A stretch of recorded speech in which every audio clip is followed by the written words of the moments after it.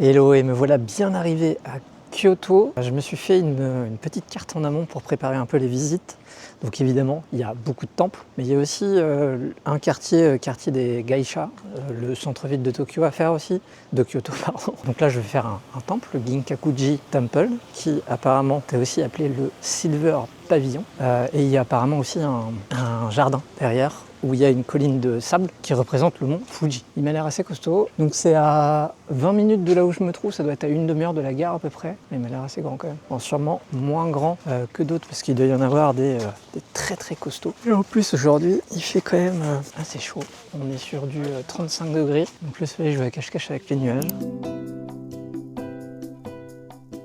Alors j'ai pris avec moi évidemment mon petit cahier, mon Goshunsho pour si jamais il y a un petit Goshun à faire. J'ai de la monnaie, toujours un peu de monnaie, soit pour l'entrée parce qu'ils prennent pas toujours la carte, ou même le Goshun, c'est pareil. Et puis bah voilà, on va découvrir ça. Let's go.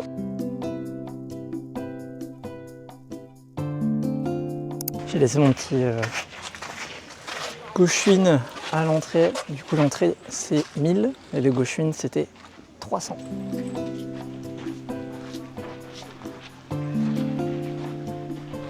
Ah ouais, donc dans le temple, c'est rare de voir un jardin comme ça dans les temples. Je crois que c'est vraiment le premier.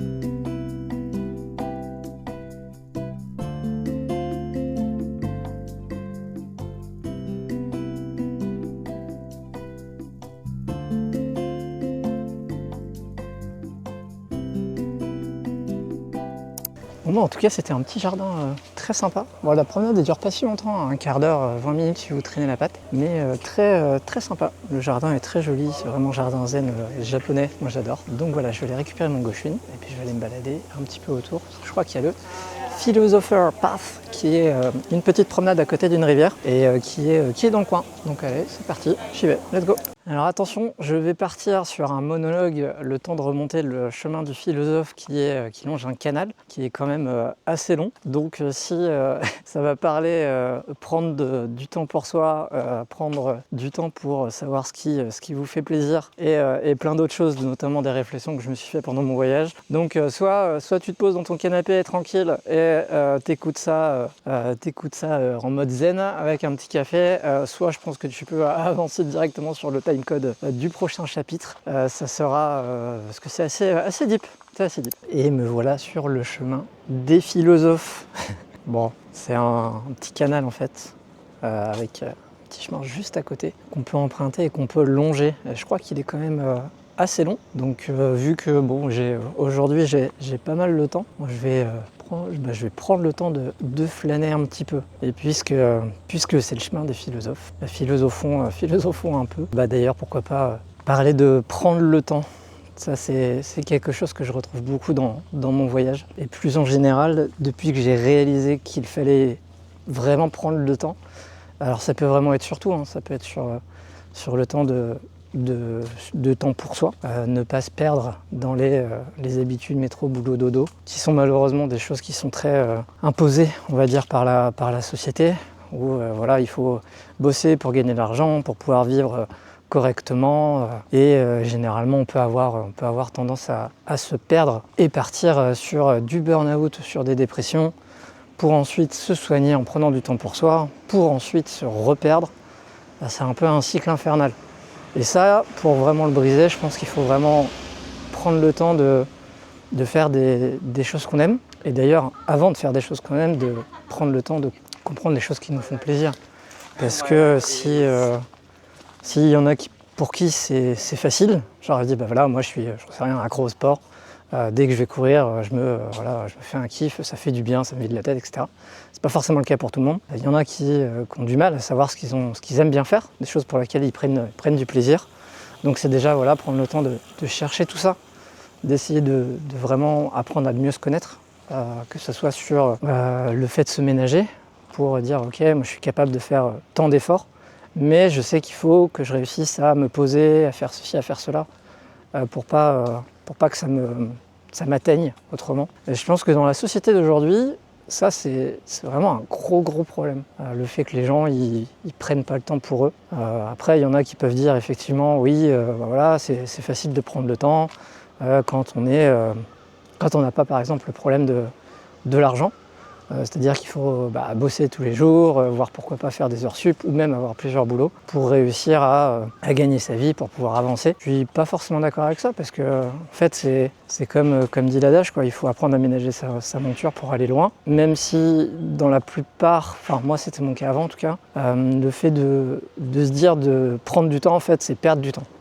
C'est-à-dire que faire une activité pour soi, c'est pas une activité qu'on peut se consacrer par exemple à gagner de l'argent ou autre. Et ça je trouve que c'est complètement fou.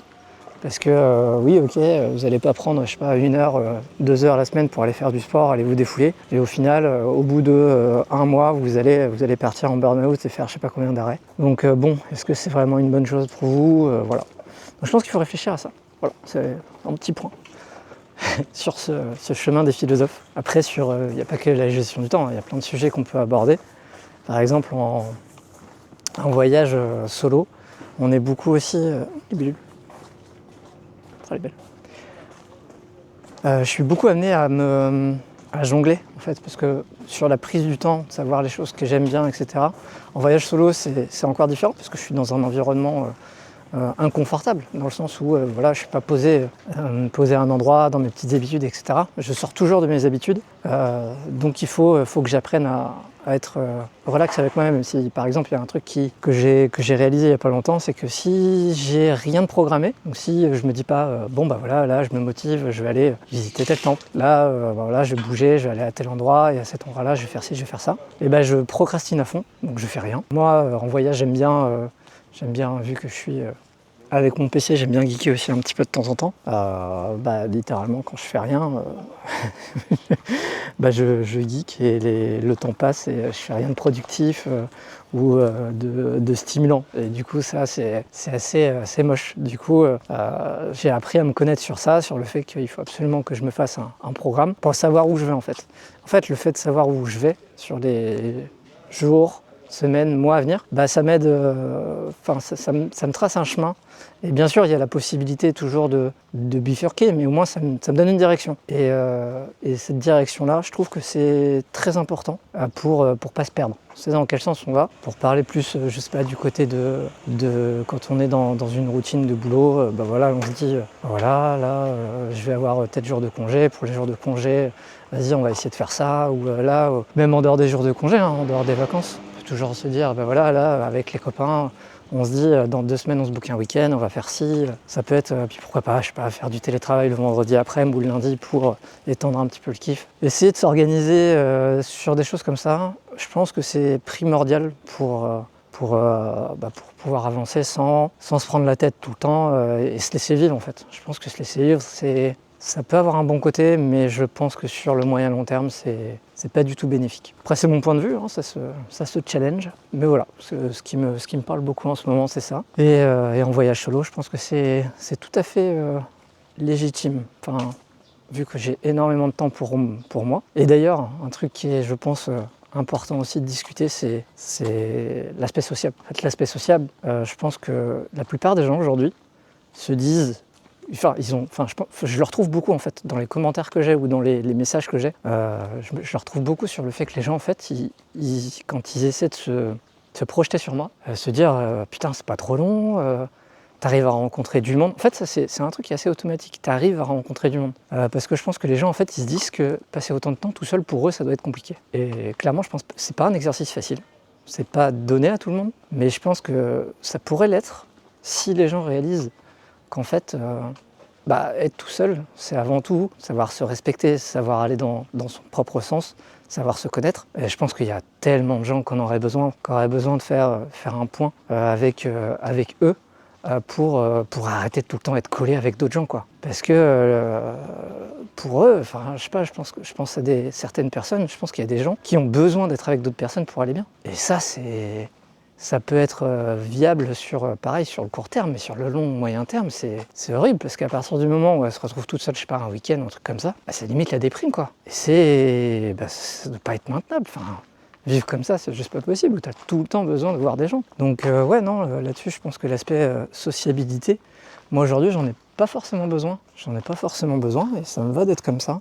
Après, bien sûr, il y a des moments où ça me manque. Là, c'est pour ça que je vais bientôt repartir vers Tokyo pour revoir un petit peu les gens que je connais là-bas et pouvoir aussi reprendre un petit rythme de rencontres. Par exemple, sur les meet-up où je rencontre beaucoup de gens, notamment des digital nomades, etc. Donc des gens avec plus ou moins le même mindset. Bien que ça soit compliqué, les digital nomades à Tokyo, c'est compliqué, j'en ai pas vraiment rencontré des comme moi. C'est souvent des gens qui sont en visa pour leur entreprise, donc ils sont là pour 6 mois. Mais c'est pas, d'après moi, c'est pas vraiment des digital nomades. Pour moi, un digital nomade, c'est un entrepreneur. C'est quelqu'un qui choisit de vivre où il veut, donc à la liberté géographique. Donc pour moi, là, en ce moment, c'est le Japon. Mais non, là, quand tu es avec une entreprise, t'es pas vraiment libre. Donc il n'y a pas vraiment de business digital. Je sais pas, mon point de vue c'est ça, mais je digresse. Donc ouais, je pense qu'il y a beaucoup de gens qui devraient apprendre à passer, un week-end tout seul à se faire plaisir. Moi je me souviens qu'à mes tout débuts, quand j'ai commencé ça, c'était il y a longtemps, c'était aux 30 ans d'une copine, c'était à Bordeaux. Je m'en souviendrai toujours, c'était la première après-midi où j'étais pas chez moi, où j'ai choisi de passer du temps à découvrir quelque chose que je connaissais pas. En fait, on était à Bordeaux, on avait fait ses 30 ans, et ils sont tous partis genre le dimanche midi. Et moi, mon train, c'était le dimanche soir, un truc comme ça. Et du coup, j'ai choisi, je me suis dit, vas-y, je vais passer 4-5 heures tout seul dans la ville, à découvrir un petit peu. Et je pouvais prendre un train plus tôt, mais j'ai choisi de le prendre le plus tard pour vraiment découvrir. Et au final, j'ai kiffé. J'étais vraiment en solo. Je me rappelle, j'étais avec mon petit sac là, il faisait super chaud et tout. Mais au final, j'étais solo, j'étais avec ma musique. Et en fait, j'avais tous ces a priori du monde sur est-ce que je vais bien me sentir, est-ce que ça va bien se passer, est-ce que. Puis au final, le fait de le faire, ça t'enlève un petit peu tous ces a priori là, tu sais à quoi ça ressemble, du coup, c'est plus la surprise et tu sais que ça se passe bien. Donc derrière, je l'ai reproduit. Mais cette fois en partant un week-end. Et je sais plus c'était où le premier week-end que j'ai passé en solo. Je sais que Bordeaux ça m'avait beaucoup marqué, mais le premier week-end que j'ai passé en solo, je sais plus. Mais je sais qu'après j'ai fait des semaines tout seul, où je suis parti genre à Berlin en train, où je suis parti Luxembourg, Suisse, où je suis revenu par là pour explorer un petit peu. Et ces semaines tout seul, en fait c'était génial. En fait c'est de là qu'a commencé un petit peu ce cheminement aussi pour en arriver où je suis aujourd'hui. C'est vraiment passer du temps avec moi-même de plus en plus longtemps pour voir un petit peu me tester. Donc est-ce qu'aujourd'hui ça me convient? Est-ce que plus ça me conviendrait? Ou est-ce que c'est vraiment trop? Et je pense que en fait au final je pense que ça ferait du bien à tout le monde de passer plus de temps avec eux-mêmes, juste avec eux-mêmes. Et je sais que alors je sais pas si c'est français ou si c'est plus moi, mais je me rappelle j'avais fait un stage il y a longtemps chez un couple d'Allemands. Et en fait, lui, je me souviens, il était parti en road trip tout seul. C'était en Écosse.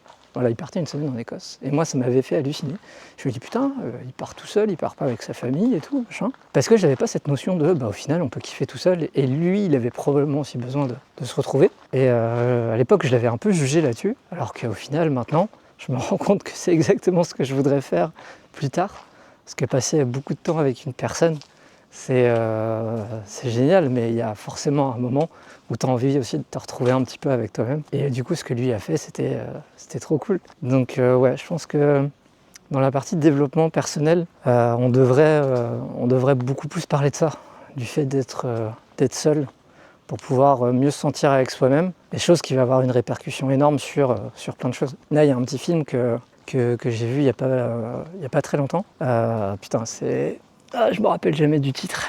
Et en fait, ce film, donc c'est un film japonais qui parle du fait de, on suit un japonais et ça parle du fait de pouvoir apprécier justement les petits moments de la vie. Et quand on on voit un peu ce qu'il fait dans la vie. C'est assez particulier parce qu'en fait il n'a pas un métier de ouf. Il est à Perfect Days, voilà ça.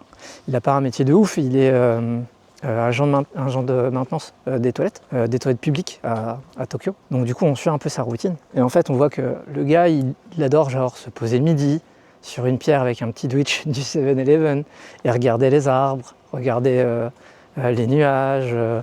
Le soir il rentre, il fait son petit sento. Où il fait, voilà, il prend son kiff. Enfin, je trouve que sa vie, le soir il bouquine, il se couche, enfin, je suis tout ça. En fait, c'est apaisant, très apaisant, parce qu'il n'y a pas beaucoup de dialogue. C'est marrant parce que du coup, je reconnais de choses dans le film, vu que c'était à Tokyo. Et du coup, ouais, c'était. Ce film m'a un peu chamboulé. M'a un peu chamboulé parce que, au final, ouais, c'est exactement ça. C'est vraiment prendre le temps d'apprécier les petites choses. Et au final, plus on apprécie les petites choses, plus on est heureux en fait. On est juste bien. Et moi, c'est une évolution que j'ai eue là dans mon périple, où il y a eu, je pense au début, pas mal de moments où j'ai angoissé, parce que j'avais pas de direction, où je savais pas exactement quoi faire, quoi visiter, où aller, etc. Où du coup, je faisais pas grand chose, je procrastinais et je m'en voulais de rien faire parce que je me dis putain, je suis au Japon si c'est pas pour rien faire. Alors que non, pas du tout. Et je prenais pas le temps de me poser, d'apprécier des choses. Et au final, maintenant, c'est tout l'opposé. Je sais exactement les trucs que je kiffe. Je le fais assez régulièrement et au final j'ai le smile et ça se passe bien. Donc voilà, c'est la fin du chemin du philosophe. Donc j'espère que ces discussions vous ont résonné en vous, au moins sur plusieurs choses. Et je pense que ouais, c'est assez important en fait aujourd'hui de pouvoir prendre du temps pour soi, apprécier un petit peu la vie. Et puis ça évitera, j'espère, des dépressions, des choses comme ça, pour ceux qui l'appliquent. Je vais continuer à me balader un petit peu, et puis je vais aller regarder s'il n'y a pas un autre petit temple à faire avant de me rentrer, ou de chercher un petit truc à manger, je commence à avoir faim. Et me voilà arrivé au temple Nanzenji, c'est à 10 minutes, je crois, à peu près au bout du chemin du philosophe. Donc on va explorer ce petit temple. Petit, qui est quand même assez grand, en tout cas les structures sont assez grandes et c'est assez dégagé. En tout cas, ouais, la structure est assez impressionnante. Je crois que la partie principale elle est à gauche. J'ai pas vu de carte encore. Ça doit être là-bas. Je sais pas si c'est payant.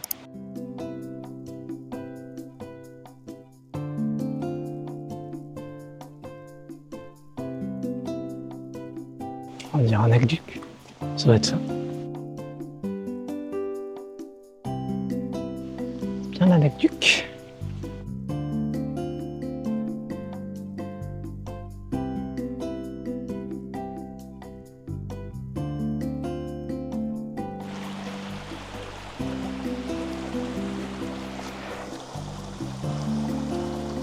On va monter un petit peu l'aqueduc, voir si il y a des choses par là. Mais je crois que le temple est de l'autre côté. Il y a un lac et il y a le métro. On va revenir par là pour sortir. Je vais faire le tour du temple avant. Il n'y a pas grand monde en tout cas. Toujours plus agréable.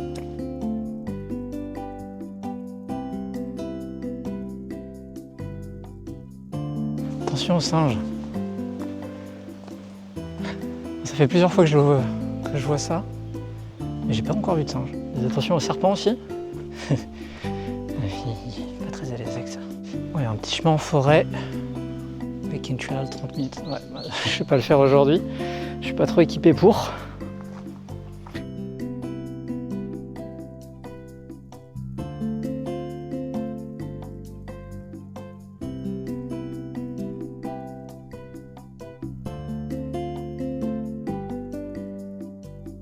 La partie principale du temple est fermée pour rénovation. Donc ça va être le jardin, accès au jardin derrière. Pas mal de petits chemins fermés, il n'est pas l'air pas très accessible.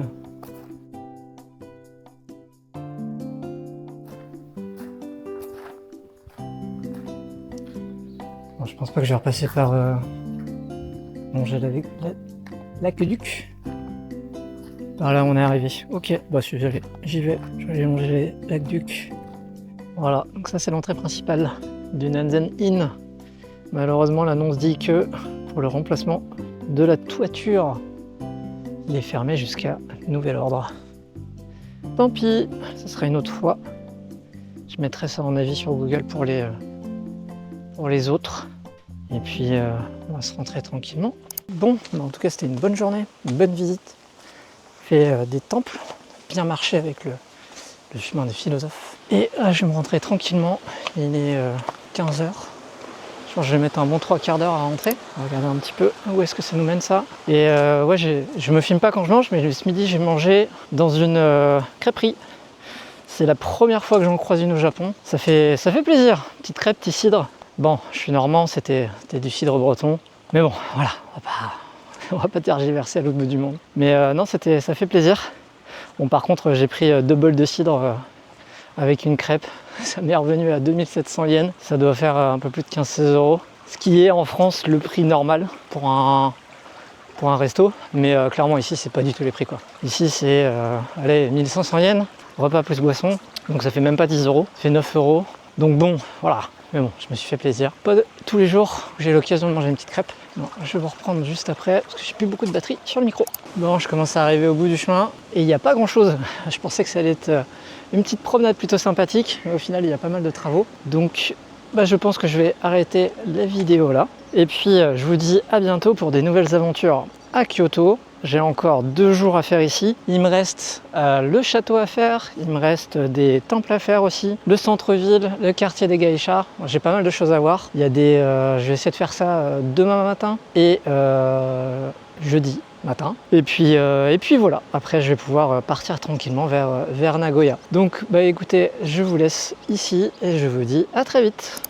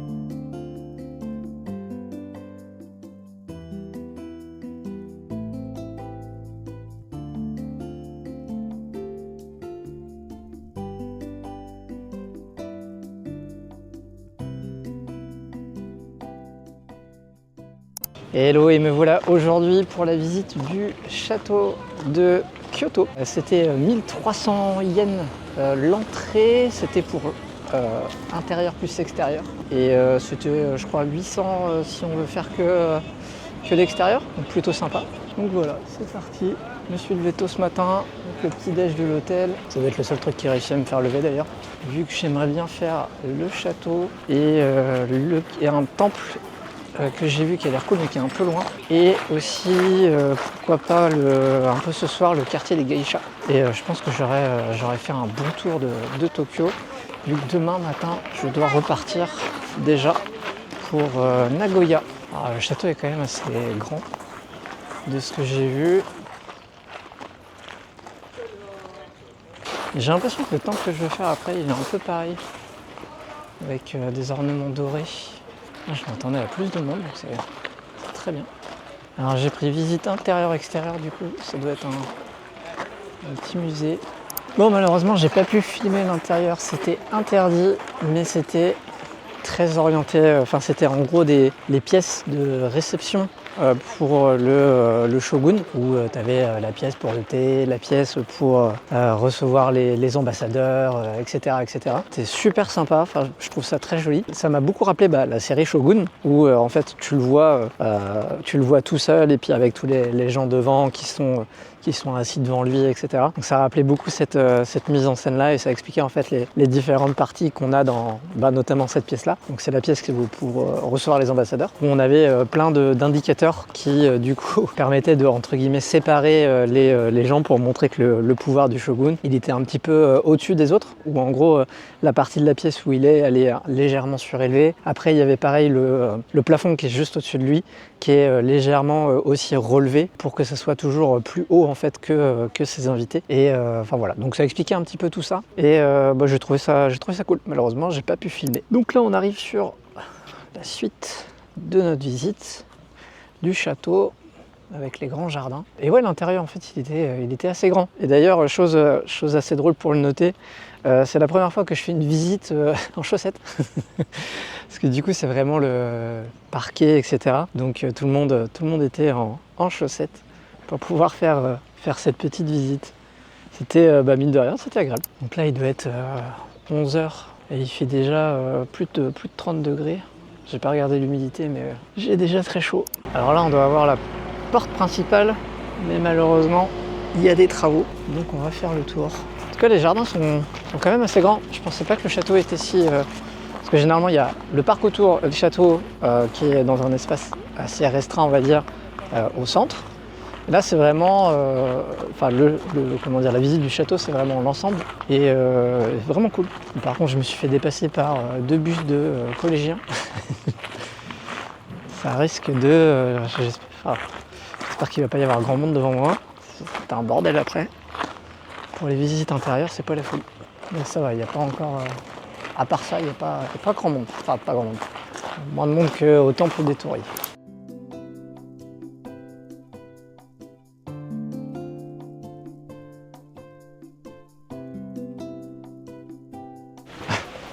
Pour dire à quel point il fait chaud. Petite rest area avec des machines à boissons. Apparemment il y a une tea house par là-bas. On va suivre l'itinéraire. En fait, je suis même pas sûr qu'on puisse aller au château à proprement parler. On va voir. Bon, au final j'ai bien fait de faire demi-tour parce que la route que je suivais c'était pour la sortie. Mais en fait parce que vu que le pont il est fermé devant, c'est l'itinéraire de base. Donc j'ai fait le tour. Et du coup, je peux aller faire un petit tour à l'intérieur du palais. Donc là, je suis sur le pont de l'autre côté, du côté des Douves, où il y a plein de carpes qui sont énormes. Des grosses bêtes. C'est cool, je vais pouvoir aller là-haut. On va avoir une vue sympa.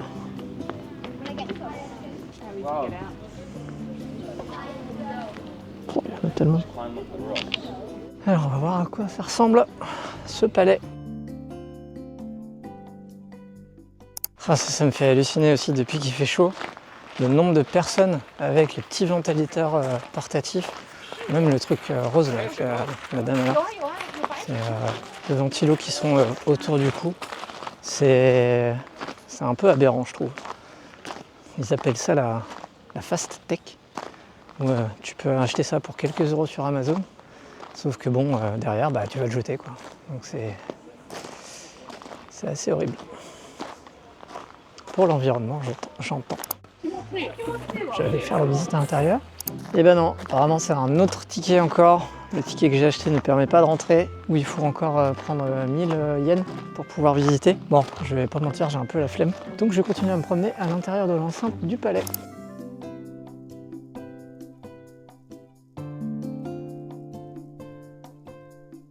En tout cas, le jardin est super bien entretenu. Ouf.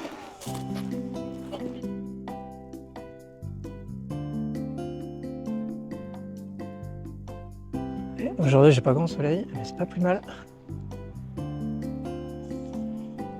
On a vu sur les douves, sur le jardin.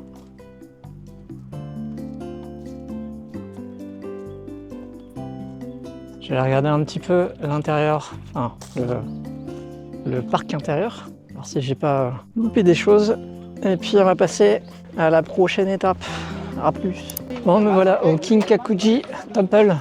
Bon, bah, clairement, c'est pas la même ambiance. Hein. Il y a beaucoup plus de monde. J'ai vu des parkings avec des bus entiers. Donc ça va être un gros bazar. Là, il est actuellement midi, je crois. Ouais, bon, midi 50. Je sais pas si c'est vraiment le bon horaire pour y aller, mais bon. J'ai pas trop de choix vu que je peux me balader que avant 16h, avant de commencer à bosser sur les créneaux français. Donc bon, prendre mon mal en patience. Et puis on va voir ça. Mais je pense que le temple en vaut le détour. Je crois qu'il est assez grand en plus.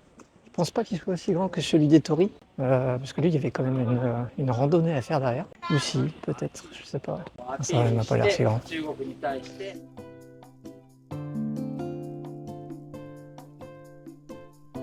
Je peux encore voir combien le temple était. On va passer, j'ai des cloches. 500 yens. Parti pour le Kinkakuji. Bon, j'ai vu qu'il y avait des petits Goshuin. J'ai ma petite pièce de 500 yens. Il ne me reste plus beaucoup, il me reste que 7 je crois à faire pour compléter mon livre. Donc Goshuin Show, je suis plutôt content. Ça va être un très beau souvenir à ramener en France. Ah, la mousse a une belle couleur.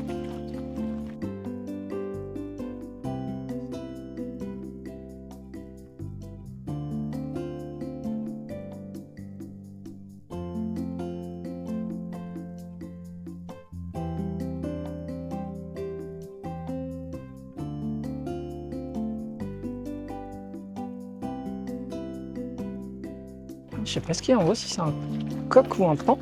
Ça a l'air d'être un coq. Ah ouais, l'hiver, ça doit être magique.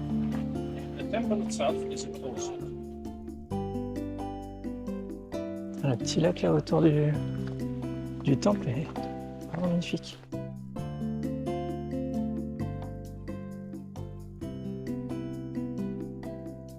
Juste derrière, il y a un... Ils sont forts quand même, hein. C'est bouddhiste. Il y a je ne sais combien de pièces. C'est affolant.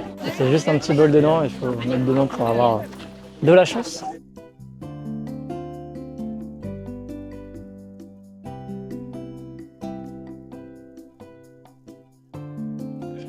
Ah, je vais faire mon petit Goshuin. Alors, j'ai pu faire mon petit Goshuin à 300 yens. Ouais, la dame était très gentille. Et le Goshuin était plutôt imposant. Donc c'est cool, je suis content. Du coup, je crois que j'ai fini l'intérieur du temple en tout cas. Et il doit rester quelques petits jardins et la sortie. Non, en fait, c'est la sortie directement. Ok. Bon, en tout cas, c'était plutôt cool ce temple. Il est très joli. Par contre, effectivement, c'est très... comment dire, c'est très rapide. Je pense qu'en un quart d'heure, tu as fait le chemin de base. Donc, donc vaut mieux prendre le temps de flâner. Parce qu'il y a des gardes qui te disent que tu peux pas faire demi-tour. Après, j'imagine que tu peux sortir et rentrer, j'espère, vu que t'as ton billet. Mais ouais, bon, en tout cas, très joli, mais assez rapide à faire. Et voilà, moi je vais aller me chercher un petit truc à manger. Là, il y a plein de distributeurs de glace partout. Ça me donne trop envie, donc je vais éviter de craquer et je vais aller me chercher un petit truc à manger. Voilà, à bientôt pour la prochaine vidéo à Kyoto.